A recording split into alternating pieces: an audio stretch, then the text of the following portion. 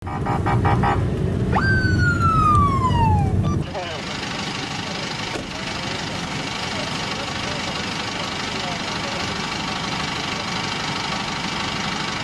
medya platformları ve sahte siteler üzerinden şüphelileri yakalamaya yönelik yapacağımız eş zamanlı operasyonumuz için Emniyet Bahçesi'nden bu saat itibariyle şüpheli olmuştur arz edelim efendim.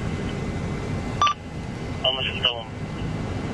Hepinize iyi görevler diliyorum.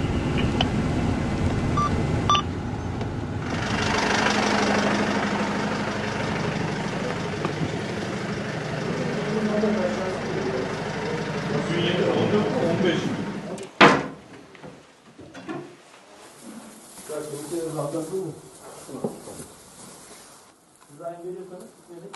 Yoksa arama yapın. Öyle bulalım.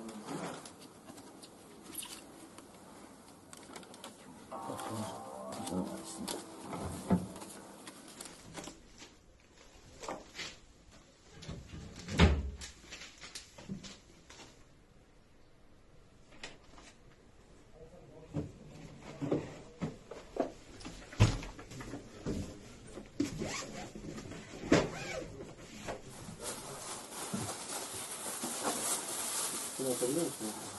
Hani şu gün, şu tarih, şu ay diyemeyiz yani.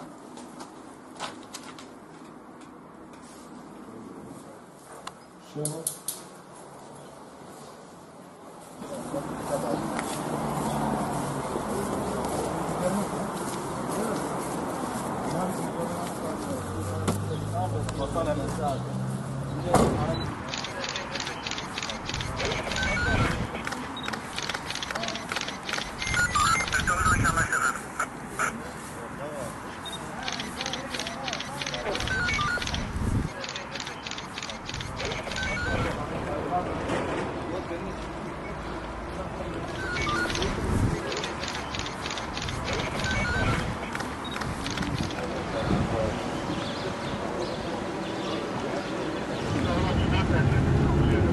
Avrupa